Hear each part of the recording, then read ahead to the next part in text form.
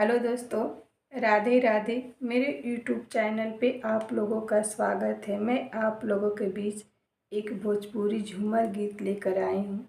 ये गीत सुनकर आप लोगों को कैसी लगी कमेंट में ज़रूर लिखिएगा। पापड़ खिया के झापड़ मरलाए नानद के भैया, पापड़ खिया के झापड़ मरला ए नानद के भैया, तोहरे फिक्रिए देहिया गलल ए नानद के भैया, तोहरे फिक्रिए देहिया गलल ए नानद के भैया।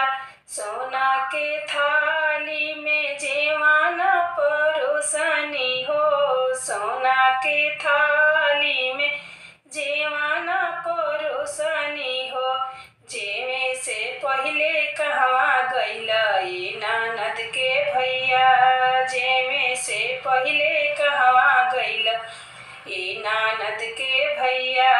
पापड़ खिया के झापड़ मरला ए नानद के भैया, पापड़ खिया के झापड़ मरला ए नानद के भैया। लवंग लाची के बीरावा लगावानी हो, लवंग लाची के बीरावा लगावानी हो, बीरवा चूसे से पहिले कहवा गइला ए नानद के भैया, बीरवा चूसे से पहिले कहवा गइला ए नानद के भैया। पापड़ खिया के झापड़ मरला ए नानद के भैया, पापड़ खिया के झापड़ मरला ए नानद के भैया। तोहरे फिक्रिए देहिया गलल ए नानद के भैया, तोहरे फिक्रिए देहिया गलल ए नानद के भैया।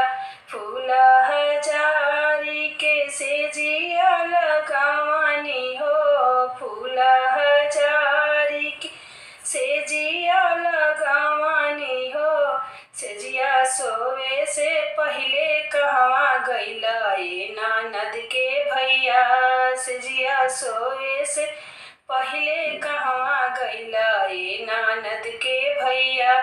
पापड़ खिया के झापड़ मरला ए नानद के भैया, पापड़ खिया के झापड़ मरला ए नानद के भैया।